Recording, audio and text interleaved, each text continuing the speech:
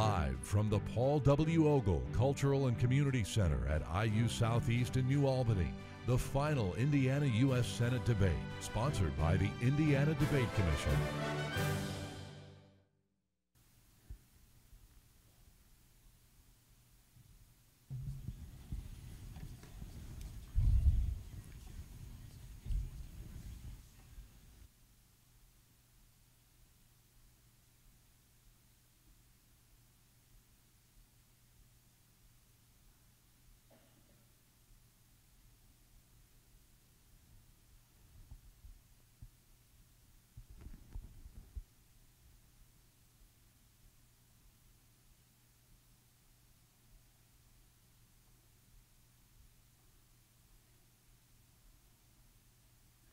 Welcome to the campus of Indiana University Southeast in New Albany, Indiana. We're here for the second of two debates featuring candidates for the U.S. Senate from Indiana, and the debates are sponsored by the Indiana Debate Commission. I'm Dennis Ryerson. I'm the retired editor of the Indianapolis Star, and I'll be moderating tonight's debate. Candidates will answer questions presented to the Commission by Indiana voters. Tonight's debate is being carried live on radio and television stations throughout Indiana, and also is being broadcast live nationwide on C-SPAN. The Indiana Debate Commission is a nonprofit, non-government organization dedicated to expand opportunities for voters to hear candidates' views on issues of importance. To learn more, go to our website, indianadebatecommission.com. The Debates Commission's motto is putting voters first, so all of the questions tonight came from voters throughout the state. One of the voters is in attendance tonight. He'll be asking the question of his own. I'll be asking the question on behalf of others. Each candidate will have 1 minute to answer most questions, and we'll try for 30-second rebuttals so long as we have time. Midway through the program, we'll take a page from history with a sequence borrowed from the famous Lincoln-Douglas debates of 1858. After the candidates take part in that segment, we'll return to voter questions, and then we'll end with a final general question in which each candidate has 90 seconds for a closing statement. We want to maximize time for candidates to present their views, so in that regard, we've asked the audience to avoid disruptive outbursts. The candidates are closest to me on the stage, Richard Mourdock, Republican, Andrew Horning, Libertarian, and Joe Donnelly, Democrat. Gentlemen, thanks for being with us tonight. We'll begin with 1 minute opening statements, beginning with Mr. Mourdock. Good evening. Just 14 days until a very important election. And the fact that it's important here in Indiana cannot be outweighed by the fact that it's important nationally, because it may well determine the majority in the United States Senate. With 14 days to go, one thing is clear, and with 6 years of record behind him, my opponent, Mr. Donnelly, has a clear track record of saying one thing and then heading a different direction by the time he's serving in office. He was a fiscal conservative, he says, and yet he supported stimulus. He supports big spending. The fact is, as we're going forward now, you need to know about who the other candidates are, and quite simply, I'm a geologist, unlikely as it may seem. 5 years ago, I was asked to join Governor Daniels' team, and I did my part during those tough days of the financial downturn to make sure Indiana lived within its means. We've kept this state going. We've been a part of Indiana's comeback. We look forward to taking Hoosier common sense principles to Washington. Thank you very much. Mr. Horning. Well, thank you all. And I won't belabor the point I think I made pretty well last time about the status quo being dysfunctional. You all know that. So I don't need to say too much about the two-party system, but what I do have to say is most people agree with me now more than they agree with the other guys, the guys they're most likely to vote for. What I hear most of the time is, Andy, your odds are not good. So really what I want to talk about is, first of all, the odds are that we are in a very special country. That it's never happened before in human history, where we've had so many liberties that we've thrown away. All nations fall sooner or later. We don't want to go with odds. We want to fight the odds.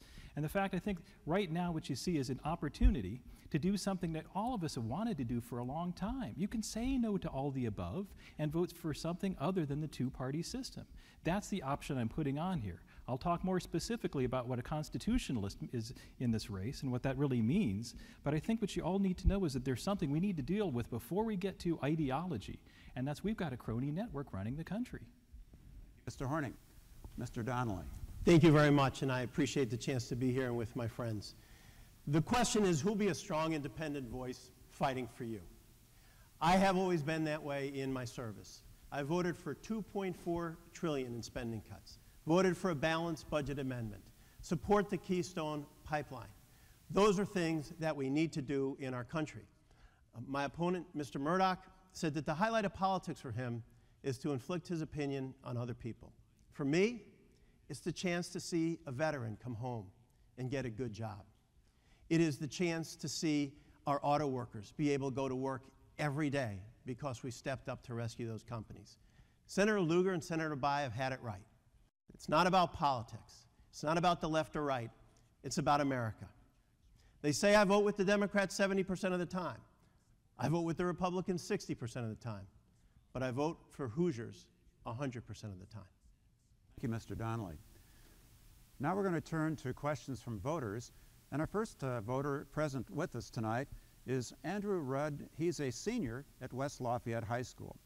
He serves on the student council. He is of voting age. He voted for the first time in the May primary. He's the model of youth engagement in civic affairs. And keeping with the situation last night, the presidential debate was on foreign policy.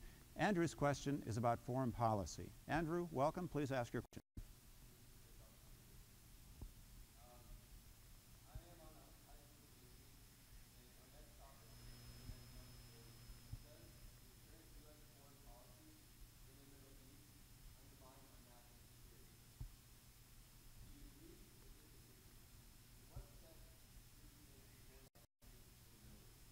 Okay, thank you. I think we had a mic problem, Andrew, but I'll restate the question.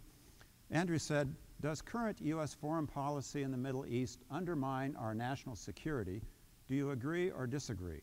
What steps should be taken in foreign policy in the Middle East? Mr. Mourdock, 1 minute. Well, our foreign policy is of critical concern, of course. And in the Middle East, we must always, first and foremost, stand by our great friend Israel. And also, we must be making the message that no options can be taken off the table as we look towards a nuclear Iran. But to the bigger point of our national security, you know, it was the former head of the Joint Chiefs of Staff, Admiral Mullen, that said the greatest threat to our national security is our own national debt. The fact that we have now spent ourselves into a $16 trillion debt is inexcusable. The fact that we continue to see the debt limit raised, and Mr. Donnelly has raised it no less than 7 times without ever demanding real fiscal responsibility, this is a clear and present danger. You know, we continue to loan money to people from whom we borrow money. It is a crazy national policy. We have to get our spending under control. And then when we do that, we will again be able to make sure we fully fund the military to make sure that we are going to always have the greatest military defense in the world. Okay, thank you. Mr. Horning. Well, I'm clearly the peace through strength candidate. I do not believe our international games of whack-a-mole have done us any good, and in fact have done just the opposite. I believe if you look up something like the petrodollar and tie the fact that our monetary scheme is now tied to oil more than it is to anything else, you'll see that a good part of our foreign policy, not just in the Middle East but elsewhere, is tied to all of the worst decisions we've made from the central banking onward. And I'm opposed to that. I'm opposed to just about anything that I've seen coming out of Washington, D.C. for the last 70 years or so. In fact, make that more like 100 years. We've not had a year's peace since the war to end all wars. We've not had a declared war since World War II. All of that's unconstitutional, all of that's immoral, and it's not working. I would say that what we ought to be doing is peace, commerce, healthy skepticism with all nations, and entangling alliances with none. Thank you. Mr. Donnelly, 1 minute. Thank you. Well, first and foremost, Osama bin Laden is dead. In regards to Iran, they cannot get a nuclear weapon. It is a non-negotiable point. What you've seen so far with the sanctions is their currency is worth 80% less than it was just a few years ago. Their oil shipments have almost completely dried up. And so we continue to put pressure on Iran, and we stand with our friend Israel, because an attack on Israel is an attack on the United States. We stand together as a team to make sure that Iran cannot get a nuclear weapon. And in regards to Afghanistan, the bravest young men and women that have ever seen the face of the earth are serving our country there. I've been in the living rooms of the men and women who serve. We will stand with them, and they will be home by mid-2014. Gentlemen will now do rebuttals, 30 seconds each, beginning with Mr. Mourdock. Well, again, we cannot have a strong national defense if, first and foremost, we cannot control our own budget. You know, as we see now, the Obamacare bill is going to cost us $1.7 trillion going forward. That is an expense that we have to realize that was a mistake. Mr. Donnelly was the deciding vote for that bill. When you take that kind of money out of our economy, ultimately you're going to weaken our defense, and you're also going to weaken our economy, because as we have to pay more and more just to pay the interest on our debt, it's pulling money out of our economy that would otherwise be creating the jobs that would be putting Hoosiers back to work. It is time we deal more directly with the idea that we deal with our budget, that we get it under control, and we start to reduce that spending. Thank you very much. Mr. Horning? Well, as I often see where the candidates agree, and they do agree, by the way, on the notion that we can have sort of unlimited warfare with only sort of a sky's the limit approach. We always back up our friends as the sort of the outcome for United States citizens. I have to say, whenever I see Democrats and Republicans agree, it's because they're wrong. And we really ought to be thinking long and hard about, you know, whether we want to keep doing this. We've been doing it forever. We're not the policemen of the world. Nobody ever gave us that role. We're supposed to be more like the Swiss, armed to the teeth, ready for whatever comes within our borders, but otherwise leave everybody else alone. Thank you, Mr. Donnelly. 30 seconds. Mr. Mourdock's only unique contribution to the health care discussion has been when he was in Jeffersonville and told the New Albany newspaper that employers, if they want to, should be able to not have cancer care. That's his only unique contribution. In regards to our foreign policy, our greatest treasure are our men and women who are serving. And we have to make wise decisions for them. And they should be coming home to rebuild Indiana, not just Kabul and Kandahar. All right, thank you very much. Our next question is from Jennifer Everett. She's an assistant professor at DePauw University in Greencastle. She asks this: the drought we experienced this summer was devastating to Hoosier farmers and local economies and posed a threat to public health. Whether or not this drought can be attributed to climate change, climate scientists agree that we will see more droughts and more extreme heat, so more threats to public health and the economy. I'm not asking whether you agree with this consensus. I'm asking if you believe the U.S. government has a significant responsibility to help communities and individuals prepare for climate-related threats to our well-being, and if so, what specific policies would you recommend? If not, do you think that adapting to climate instability is largely the responsibility of individuals and the private market? Mr. Horning, you'll go first for 1 minute.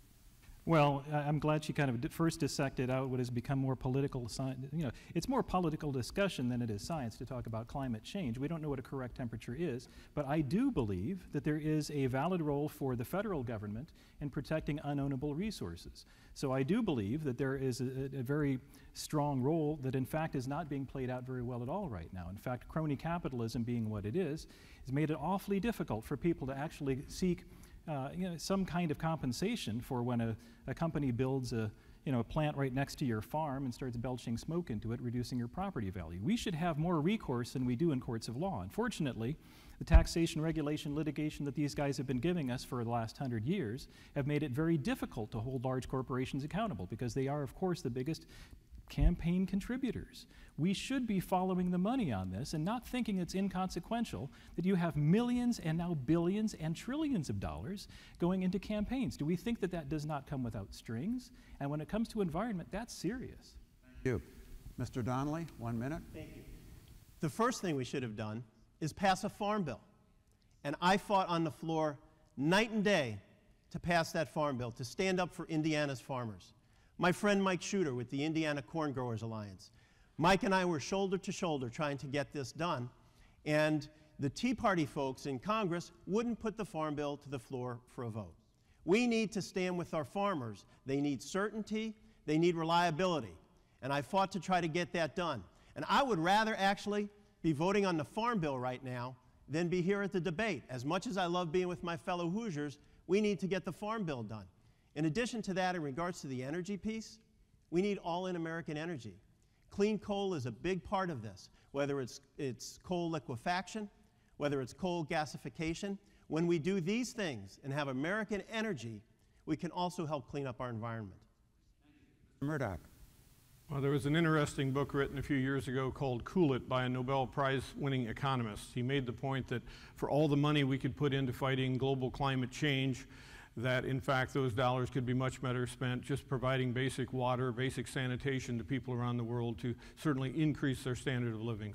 The drought was devastating to Indiana farmers, and I am encouraged that we will see a farm bill eventually that has more of a risk-based insurance program so that farmers can be better protected for such droughts. But the bigger issue here, again, is going to be what can we really afford in the long run? If we continue to have a government that spends itself out of control, running up a $16 trillion debt by trying to finance another $1.7 trillion through health care, through Obamacare, through stimulus programs, we're not going to be able to provide even essential services, let alone deal with the emergencies that come our way. Thank you, Mr. Mourdock. Given the length of that question, I think we probably need to move on to another question, so let's forego the rebuttals on this one. The Debate Commission received several questions involving Social Security. And people want to know, how do you propose to make this system financially sound for our children and their grandchildren? The voters want to know your positions on the various proposals related to changing the program, such as increasing or removing the Social Security payroll tax cap, reducing the, raising the retirement age, these kinds of things. If you could be specific and address your solutions to the Social Security issue, that's what voters want. So we'll start with a minute from Mr. Donnelly. The specific solution to this is that the discussions regarding Social Security will be part of the deficit reduction talks that'll move forward after this election. And in that, Social Security will be discussed, Medicare will be discussed, and reducing the debt by up to $5 trillion will also be a big part of it. And what we have to do is do it with Republicans and Democrats together. The one thing that won't be talked about, I believe, is privatization, because we don't want Social Security to be put at risk. We saw the stock market go down to 6,500. It's come back up to 13,000. We don't want to take a chance with the earnings of the people who have contributed over the years. So we have the opportunity as we move forward to be able to get this done in those discussions that will be part of the grand bargain. Mr. Mourdock favors privatization. I do not. All right, Mr. Mourdock, 1 minute.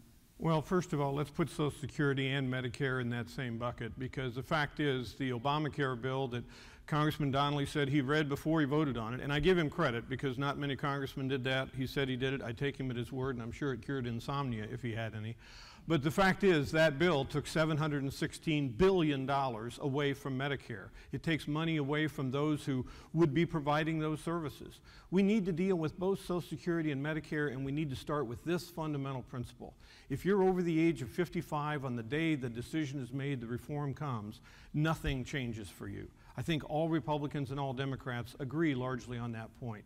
But I also believe we have to start immediately telling those between the ages, say, of 50 and 55, 40 and 45, and so on, younger workers, there must be a different set of rules in place for you. And I think they should be given the choice to save for themselves or select a government program and be ready to go down that road, and then we can keep our promises.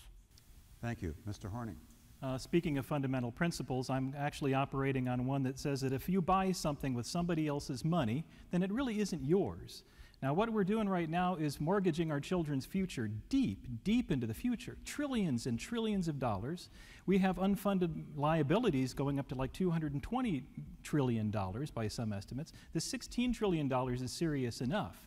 But if you think about what we have been doing with Social Security for the last, well, actually since it started in 1936, when the retirement age was calculated at about the lifespan of most people. In fact, that was white women that died at 62 back in 1936. It was a very cynical monkey trap. This has been political ever since. They've taxed the benefits, they've increased the ages, they've diddled around with this forever. I think it's time to have a serious discussion about whether we want to actually amend the Constitution to make this a constitutional thing, or find some better way, when I think there are plenty, to take care of our elderly. All right, thank you very much. Let's do 30-second rebuttals on this. Part of the frustration of voters, though, is they really want specifics. What do you think should be done? Can you be as specific as possible? Let's start with Mr. Donnelly. The specifics are going to be put together in the bipartisan talks, and the points you made are going to be part of every discussion that takes place. But I want to mention, on the $716 billion, Richard, you also take that out in your budget. But the difference is that what Mr. Mourdock does is he gives it away in tax breaks. We put it into care for seniors and to be able to get prescriptions at 50% off. I think that's a better use of the funds. What I do, that's totally incorrect. And the fact is that $716 billion will come out of Medicare. In fact, the Medicare actuary has said that it'll result in at least a 15% reduction in the delivery of services to seniors. That's not Richard Mourdock, that's the Medicare actuary who works for the United States Congress. You know, when you have two parties bickering like this, sometimes you need to have a marriage counselor come in. A third party to come in and introduce some sense into the discussion. And I'm afraid we haven't done that for a very long time. This is a serious subject, everybody knows it, and nobody's talking about taking away anybody's benefits. What we are talking about is we have something that we can't pay for. I've been specific in the past about at least offering up fair tax as a means to get rid of the demographic problems that we have with the way we fund Medicare and Social Security as Ponzi schemes actually right now. Oh, sorry, out of time. We're out of time. Now we're going to move to the Lincoln-Douglas segment of our debate tonight. I'll begin by asking each candidate to make a 1-minute statement about his beliefs on a particular issue. Then the other two candidates will get 2 minutes each to rebut that or comment on that statement. We'll then return to the first candidate to make a 1-minute response, and we'll go for 3 rounds through this process. Mr. Mourdock, let's begin with your 1-minute statement, please. Well, we'll pick up a bit where we just ended. Let's talk about that Obamacare issue, because Congressman Donnelly, when he had the choice, was asked if he would support a national health care plan when he was running for election. He said no. He was asked if he would support a Massachusetts-style Romney plan. He said no. He said he was against Obamacare, but in the end, he decided to vote for it. When the pressure, the partisanship was put on him, this person, who I think is a principled person, unfortunately saw his principles melt away like July ice cream. He just caved. That's not what we need. Congressman Donnelly knows that we've added $1.7 trillion in new taxes. Something called the medical device tax is going to absolutely devastate the Hoosier life science industries. We've got 21 new taxes that are coming through health care, and it's all because Congressman Donnelly cast the deciding vote for that bill. Congressman Donnelly, I'd like to know again why you'd vote for it and if you'd do it again. All right, Mr. Horning, you'll get the chance to respond first. 2 minutes. You know, actually, there's a site out there. It's called whoisrichardmourdock.com, and on it there's all these things about extreme stands. And as I was reading about the extreme stands of Richard Mourdock, I was thinking, hey, you know, there's hope for this guy, because a lot of the stuff that he said was correct, and I think that, you know, that he's right on with many of those things. So there is hope for you if you want to come to the Libertarian Party. But what is frustrating is that, you know, what he just accused Mr. Donnelly of is backpedaling on a lot of those stances, and he has repudiated a lot of those statements. And some of it where you were saying about the unconstitutionality of this and that, right on, I was with you with that. You got to stick with it. We need somebody who's going to stick with principles. I've always been that. Anybody who looks at anything I've ever done knows that I'm not going to budge. I've read the Constitution, state and federal, and I'm really the only guy up here. I could put this on paper, I could prove it. I am the one guy who's going to defend and support the United States Constitution and the Constitution of Indiana against all enemies, both foreign and domestic. And I think that's what we need right now. We need somebody who's going to stand for something other than the two-party system. I don't want to belabor that point too much. I think we all know that that system really stinks. Why we keep voting for it is something that requires some explanation, in my view. Why we would keep doing this over and over again when we know that the bickering is not helping us. We know that the guys who are funding their campaigns are expecting something in return for their investment. We know they're going to get it. We know that all of this money comes for some kind of reason. We should be finding out, with every law that's written, somebody's getting a benefit out of it. Who's getting the e-ticket out of this? Who is getting the benefits? I can tell you it's not me. I'm the one guy who lives on a farm, and I can tell you that all the people around me who live on a farm, work on a farm, know that the kinds of stuff we do with farm bills, all that stuff, it's not for farmers. Let's get real. We should be looking to see where the money is coming for, what they expect in return, and vote against that. Okay, Mr. Donnelly, your 2 minutes. Well, as I said before, Mr. Mourdock's unique contribution to health care has been to say in Jeffersonville, to the New Albany paper where we are now, that employers should have the right to not cover cancer care. I don't think that's the way to good health care coverage. As we look at this and as we move forward, Mr. Mourdock also said that he questioned whether Medicare was constitutional. He thinks Medicare should be turned into a voucher system where you get a $6,200 coupon, or excuse me, where you can have to pay up to $6,200. It puts you in an extraordinarily dangerous financial situation. And as regards to the health care bill, the $716 billion that you talked about, as I said before, instead of being put into senior care, to wellness care, to the chance for our seniors to get prescriptions at 50% off, what you did was you gave it away in tax breaks. And what the health care bill does, for people who have cancer or diabetes, they can get coverage for the first time. If you are a young person between the ages of 21 and 26, you can stay on your parents' program or health care. If you are a senior, you can get prescriptions at 50% off. These are good things. Are there fixes? Yes, but I'm the only one up here who will fix it. Mr. Mourdock says he wants to repeal it, but then he wants to put the good parts back in. We have the good parts already in place. We've all had people in our families who have been touched by cancer. Do you want to take away that coverage that they now have? I think the way to go with this is to fix health care, not to blow it up all over again. Mourdock, you've got a minute to wrap it up. Mr. Donnelly, first to your point about the interview with the newspaper, you take that fully out of context, because I also said if a company did that, they would undoubtedly not have any employees because no one would choose to work there. To the second point, you said you're the person standing here. You're correct. You're the only person standing here who voted to take $716 billion away from Medicare. You know, the problem with Obamacare isn't just that it's putting a government bureaucrat in front of a Hoosier and between their doctor. The fact is, it is showing itself more and more to be what it is, which is the greatest tax increase and the greatest intrusion on individual American liberty in American history. You know, a few weeks ago, I stood up in South Bend, just south of the Notre Dame campus, to make the argument that it is Obamacare and the extension of Obamacare through the Health and Human Services Department to tell the Catholic Church what they can and what they can't and what they must provide by way of health care coverage. I was proud as a kid from Ball State to stand there, and I was unfortunate a guy from Notre Dame's not there to defend Notre Dame. Mr. Horning, now it's your turn to lead off the discussion. You have a minute. Well, the last time I had this opportunity, nobody answered my question. Made me kind of sad. I guess the variation I would like to make on it this time, though, is that, you know, you think about what most people know about our political system and what we have hopes for. We've been told things in our schools about equality under law, about how the rich and powerful guys have to obey the same laws as the rest of us. That's all in the Constitution. You can read it. My annotated versions of both Indiana and U.S. Constitutions are at horningforsenate.com. I'm all about peace, commerce, you know, the kind of things that people came to this country before, you know, to get where they didn't have it anywhere else in the world. People used to pour through our borders to get this stuff. Yet, we've been doing so much to screw that up for the last 100 years. We all know it. My question to you, gentlemen, is, why should we give you another chance when we've already given you 100 years of chances to get this right, and you screwed it up? Mr. Donnelly, you have 2 minutes.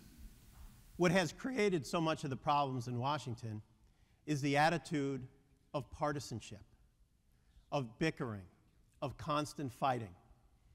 Mr. Mourdock has said that the highlight of politics is to inflict his opinion on other people, that bipartisanship is Democrats doing what Republicans want them to do. I can't think of something more off target or more off base. To move this country forward, to solve these problems, we have to have people of goodwill of both parties and the independents in the Senate working together to reduce the debt, to create more opportunities for jobs, to make sure that our men and women come home from Afghanistan in mid-2014 as scheduled. That's what this is about. What my way or the highway means, it means saying that Medicare is unconstitutional. It means questioning the constitutionality of Social Security. It means going after our auto companies and putting over 100,000 Indiana jobs at risk. And if you had been successful, Indiana would have gone into a depression.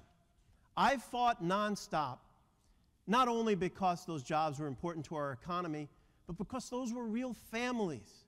Those were people who didn't know if they lost their jobs, whether they could even make their home payment that month, whether their kids could even stay in school, whether they would even have to be able to, or be forced to move and not be able to live in Indiana near their other family. That's what this is about. So when we work together, good things happen. All right, Mr. Mourdock, your 2-minute response. Well, Congressman Donnelly just brought up an excellent point, and it is about partisanship. Unfortunately, partisanship in Washington, D.C. does cause people to do the wrong thing. You know, it was Congressman Donnelly who took a stand early on to say that he was against, say, earmarks until he got to Washington, and then the partisanship kicked in, and he went to vote for them. The partisanship that caused him to say he was against a national health care system, against Obamacare, but when the chips were down, when the pressure was on, the partisanship won. And Joe Donnelly cast his vote for it. You know, he talks about partisanship and he forgets in that little line about my way or the highway. Let's go back to that first presidential debate, because Mitt Romney got it right. When he looked at President Obama and said, you know, that my way or the highway, that's what Obamacare was, Congressman. There was not one single Republican vote for it. Not one. And if you wanted to see partisanship, why didn't you act in a bipartisan way to cross the aisle, to try to get some good ideas from Republicans? And you can't say that with that many Republicans there wasn't at least one good idea that could have been made, and then step forward, go to your own Democratic caucus and say, let's bring these fellows in. Let's have some partisan discussions. But no, sir. Congressman Donnelly went the partisan route and voted that straight partisan line. And that's unfortunate. You know, we need to fix much in Washington, and every now and then it's suggested Richard Mourdock doesn't know how Washington works. Well, that's the problem. It's not working. And it is because of the partisanship, like Mr. Donnelly, that will say one thing back in the state, say one thing in his district, and then go back and consistently, unfortunately, cave into Harry Reid, cave into Nancy Pelosi. You know, he said he wasn't going to even support Nancy Pelosi for Speaker, but he got there. Guess what? He did twice. That's a pattern. And unfortunately, it's not what's going to fix Washington. It's only what's going to continue to make it worse, Congressman. Mr. Horning, 1 minute. Well, nobody answered my question again. But yeah, I guess, you know, people say I'm a dreamer. You know, I'm not the only one. But let me be pragmatic here for a minute. You guys have what you've chosen. You have it. This is what you've chosen. You don't have to choose this. We can do better than this. Now, every time I've run for office, and it's been plenty, but you know, I'll tell you, every time I've done this, I've written down specific plans on what we need to do. In fact, my good friend Chard Reed wrote down a budget that I signed on to. It's called The Road to Reality. I've got the constitutions on my website. We have an app now. If you have an Android, we'll come out with an Apple version soon. It specifically lays out what I think the Constitution says and what we're supposed to do in response. I've got specifics. You want specifics? We'll give you plenty. This is not the way it's supposed to work. Our founders were right when they warned us about the influence of bankers and military industrialists. That's what we see all over the place in the two-party system right now. They bicker back and forth and back and forth and back and forth, and people tell me I'm the one who's dreaming. This can't work. Thank you very much. Mr. Donnelly, a minute for your statement, please. Thank you very much. As I said before, I have a record where I've worked with my colleagues to make sure that Indiana gets better highway funding, to keep our air base in Fort Wayne, to make sure that our Veterans Center in South Bend was able to expand and grow without spending one additional dollar. But that was Democrats and Republicans working together, a bipartisan view. Mr. Mourdock has said, as I mentioned, that bipartisanship to him is Democrats doing what Republicans want them to do. Here's what that means. It means saying that Medicare, you question its constitutionality. It means on Medicare that you might have to pay $6,200 out of your own pocket. It means on Social Security, you question the constitutionality of it. And on the budget, what it means is that instead of money going to veterans care is reduced, and there's more tax breaks for businesses that send jobs offshore. Mr. Mourdock, 2 minutes. Well, a lot said there, and I have to say that, you know, again, what it's going to take to repair Washington is people from the outside who understand how to make a system work. You know, we have a system today that is terribly broken. It is because incumbents, and I believe they go there as well-meaning people. I don't know if it's something in the water in the Potomac or what, but people get there and they lose their direction. And I think Congressman Donnelly has certainly done that. You know, he says one thing when he's back here, and then he votes another way when he gets there. You know, there's something critical in agriculture, which is removing the inheritance tax. We have far too many Hoosier farmers who, when they want to pass the family farm on, see that the taxes are so extensive and so heavy, the kids who are going to inherit the farm have to sell the farm just to keep half of it, and then they can't sustain themselves. On that issue, a critical one for Indiana agriculture, Mr. Donnelly said that he wanted to reduce the inheritance tax. And yet the first time he had a chance to vote for it, it was going to terminate, and he voted to extend it. Issue after issue, we see the same pattern. You know, we're not going to get Washington fixed if the same people keep going and doing the same things. I guess on that, perhaps Andy and I agree. It's the people who are there who want to sell out for partisanship, who won't take that stand on principle. And you know, I find it ironic that so often I'm seeing things taken out of context. His only attacks on me are to take things out of context. From a speech here, you know, he said this twice about constitutionality and Social Security and Medicare. You heard me make my statement on Social Security, and yet still he keeps throwing it out. He says, I like to inflict my opinion on others. You know what? I do. I love what I'm doing right now. I love to get people to think about these issues. It's important stuff. This is the future of our country. And yet, he says, let's just keep going. Let's keep the status quo. Somehow it'll get better. I'm sorry, it won't. Not if we promote Mr. Donnelly. Mr. Horning, your 2 minutes, please. Well, when these men are both talking about how dysfunctional our system is, and they say a lot of mean things about the other guy's party, and they're absolutely right. I can't disagree with a word of that. But what we don't need is more bipartisanship. Don't you see that this is an opportunity for tripartisanship? Don't you see this as you have a shot here?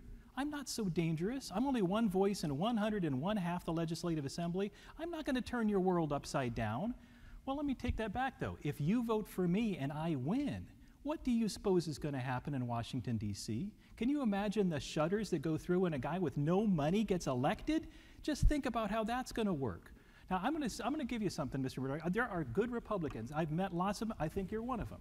But I don't think you can fix your party. You can't fix the system. I know lots of people who did not get changed by Washington, D.C. I've seen people like Ron Paul, who the party turns against, and they would do the same to you. They turn against them. They make sure that you're not going to accomplish squat. As a Republican, you're going to be fighting your own party. I ran as a Republican. I saw the inside of that beast, and it is a beast. And it's not one that we need to keep breathing life into with every election cycle. Guys, there comes a time when you need to kill the monster. You don't need to keep feeding it. This is something that's dysfunctional. It's bad. It's not working. Nobody likes it. What are you doing? We have to stop doing this. Every election cycle we think, oh, you got to vote for this guy. The odds are this. This is not an office betting pool. People's lives are at stake. This is serious business. I'm not the one who's playing a game up here. All right, back to you, Mr. Donnelly, to wrap things up. The words that I talk about are Mr. Mourdock's. So we are back to the Mourdock versus Mourdock debate. I have one of the most independent voting records in Congress. I voted for $2.4 trillion in spending cuts. I joined with my Republican friends for the balanced budget amendment. I voted for the Keystone Pipeline. I voted against cap and trade. And I work every day to make sure our veterans in South Bend, and if I'm blessed to have the chance to be in the Senate, all over our state, have a chance to get great health care and great services. Those are the kind of things that we're supposed to do. For me, like I said, the highlight of politics, it's seeing a young man or woman get into one of our service academies. It's seeing a vet come back and get their GI Bill benefits. It's being able to go over to Afghanistan and Iraq and spend time with our vets and let them know we care about you, we love you, and we want you home safe. Thank you, Mr. Donnelly. We're done with the Lincoln Douglas portion of the debate. We're back now to questions from voters. The next question is from James Hipsher. He's a retiree from Rochdale, and it's about term limits. Would you propose a bill to limit terms for both houses of Congress? For example, 2 terms for Senate, 6 terms for the House, a total of 12 years for both houses. Mr. Mourdock, 1 minute. Yes, I absolutely would. In fact, I've signed on to that very type of plan. I believe in term limits, and I think they're a good thing. I think they keep turning over ideas. You know, there is a myth, I think, in Washington and certainly by the people who oppose term limits that we need all this seniority to have good ideas. I think one of the best ideas that's come along in a long, long time is a balanced budget amendment presented by Senator Mike Lee. That bill, unlike the balanced budget amendment that Mr. Donnelly keeps talking about that would force Congress to raise taxes, would actually put a cap on spending. Mr. Lee, Senator Lee, had only been there for 6 weeks when he offered that idea.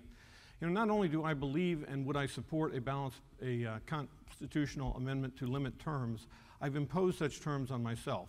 When I was elected county commissioner in Vandenberg County, I said I believed in term limits. Even though that office doesn't have them, I said I'd serve, if fortunate, 2 terms of 4 years. When I was done, I was done. Thank you, Mr. Horning. Well, I used to oppose term limits because it's more or less a recognition that voters are not doing their job. I mean, isn't that what you're supposed to be doing in the voting booth? But I have to admit that, yes, I've come around, and I think we do need to have term limits, and I agree that it should be pretty severe limits, maybe 2 terms of Senate, a couple of terms, or maybe 3 terms in the House. So I'm fully in favor of that, but lots of people have said that for a very long time. And in fact, when the Republican Revolution came through in 1994, they had a voluntary pledge. I'm against voluntary pledges because what that means is that the liars are going to still be there after all the good ones have gone home. So, you know, I think we have to be real serious. We haven't been voting for people who are going to actually propose, maintain, and stick by term limits. You know, we have to get more hard-nosed about it. And I think what that means is boot out the guys who are already there. Isn't that what this is really all about anyway? Mr. Donnelly, 1 minute.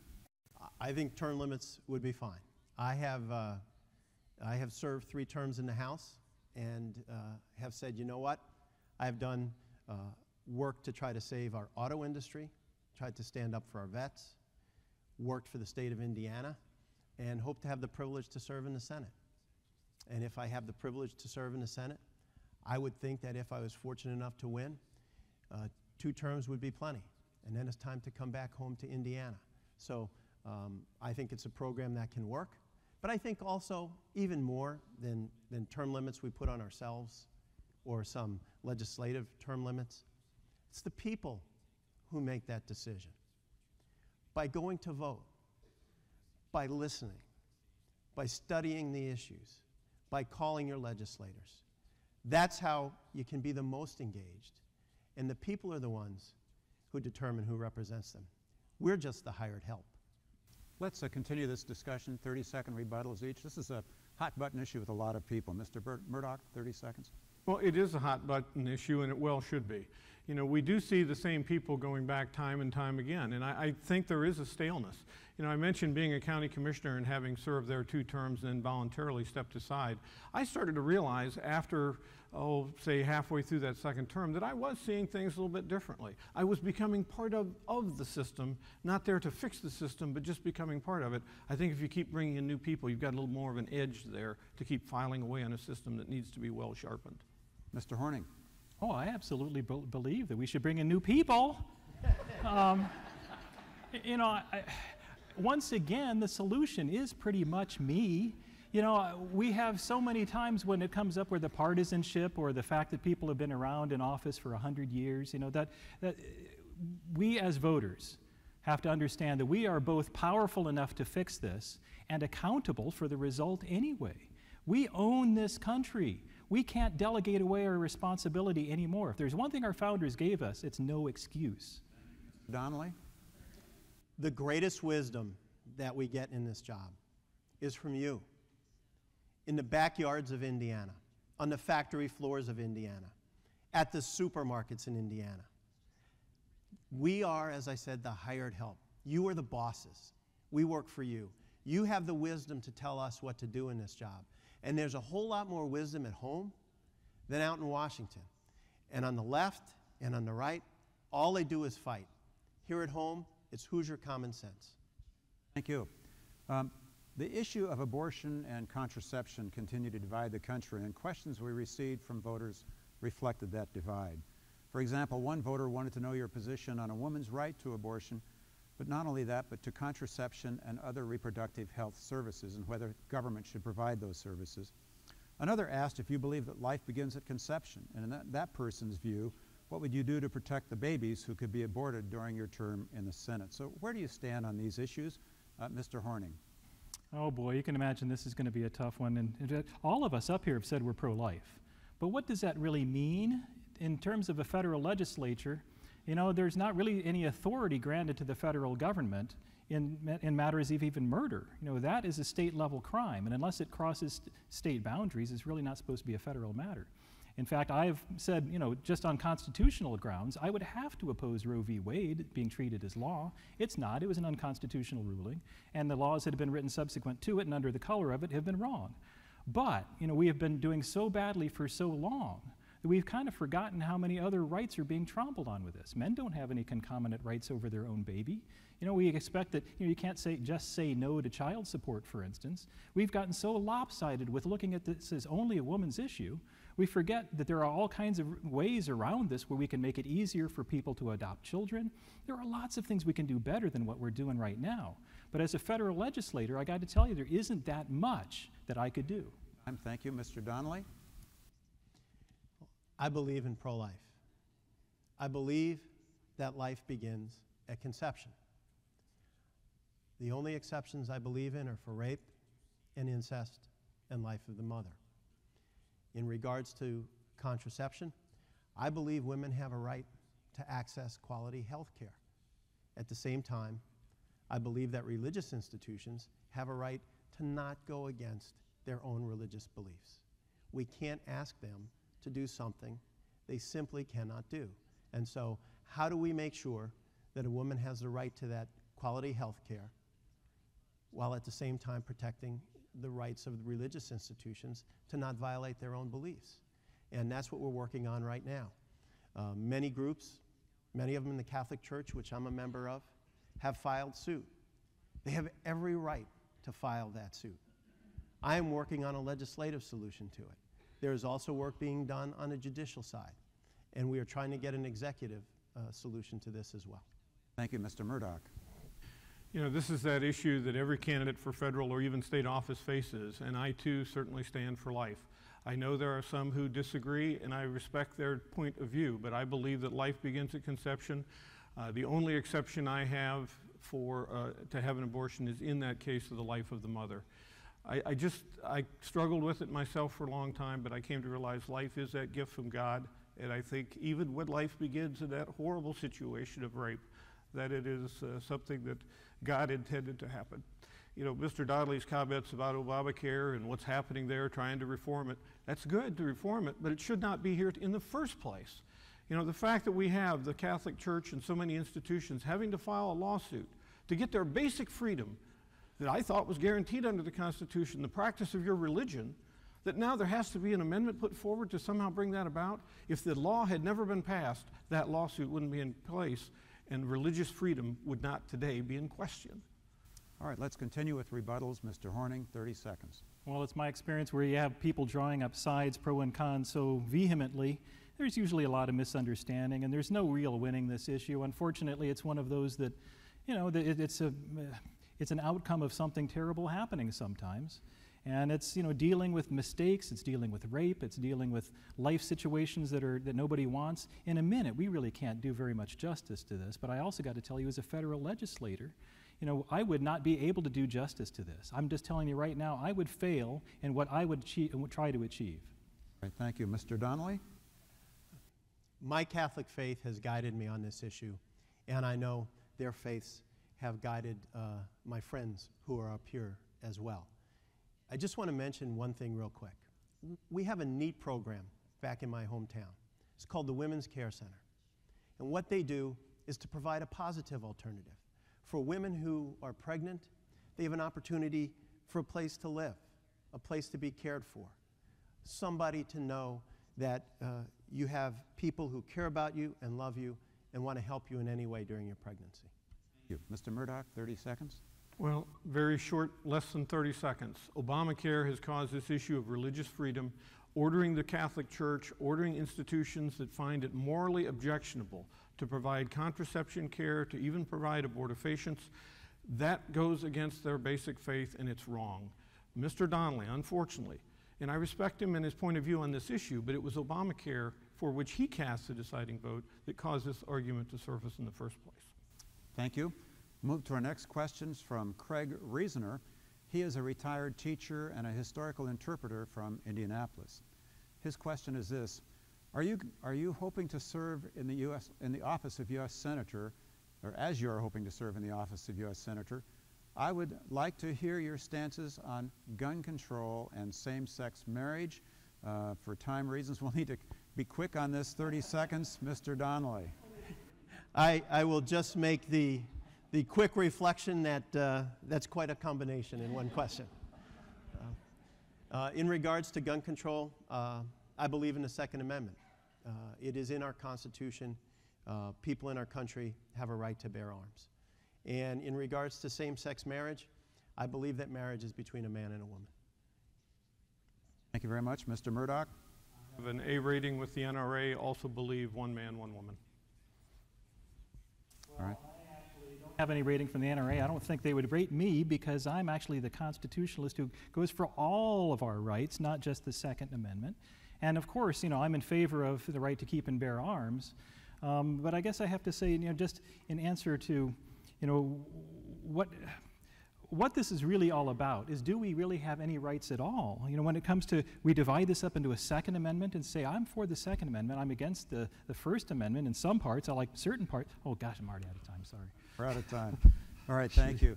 I need some advice from our producers. Do we move on to the last questions? All right, here we are. The final question, you'll have 90 seconds to kind of wrap things up. After 2 debates, this is the last time you'll be able to speak to a statewide broadcast audience. With the election 2 weeks away, what do you want voters to remember about you as a candidate and as a person?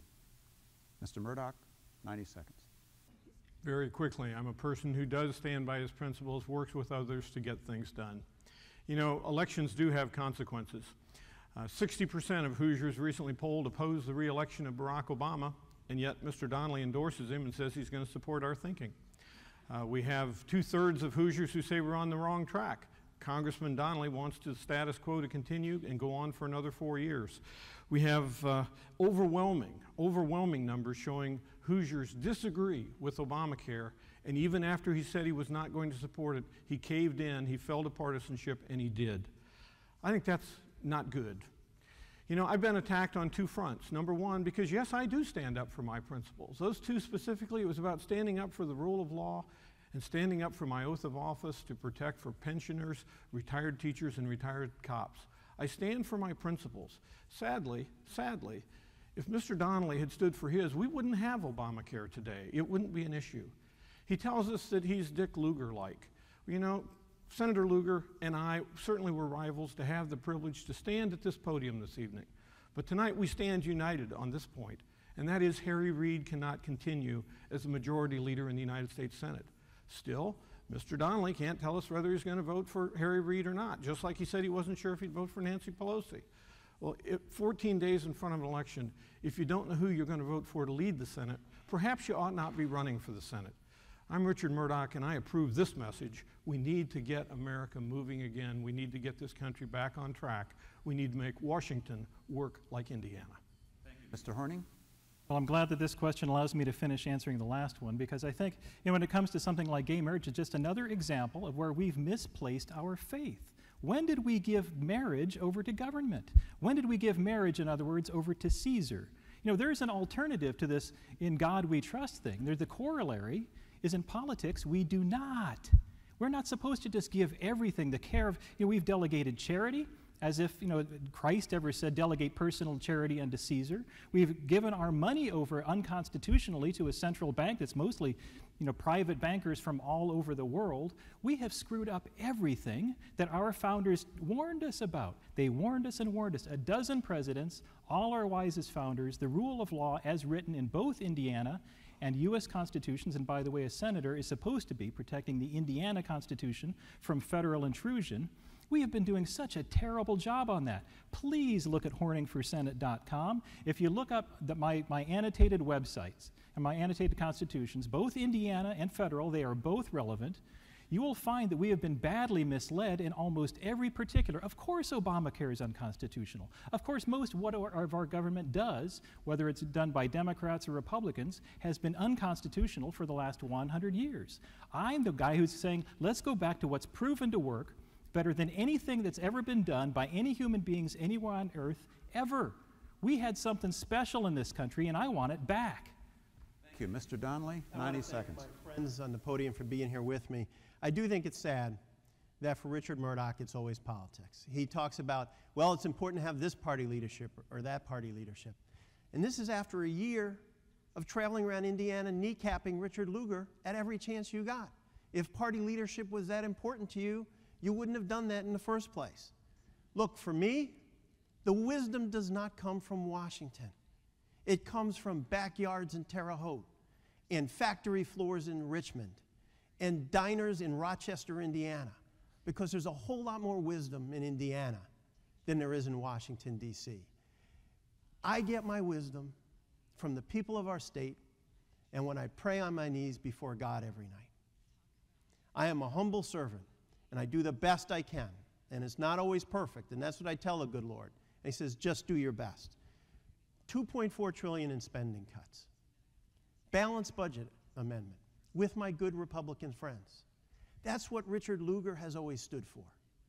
He has been someone who has worked hard, done his duty, stood up for country. That's how I've tried to serve as well.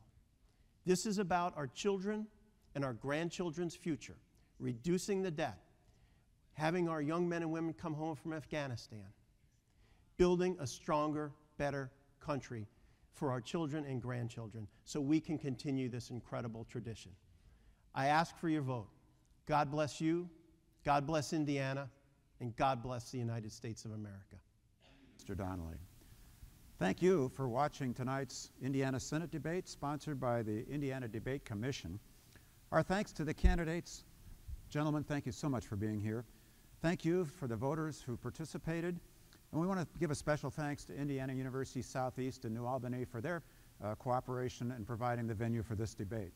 Join us next week for the final of 5 debates sponsored by the Debate Commission. This one is the final condition, or the final debate involving the gubernatorial candidates, Thursday, 7 p.m. from Fort Wayne. Join us there. On behalf of the Indiana Debate Commission, good night from New Albany, Indiana. Thank you. You can applaud.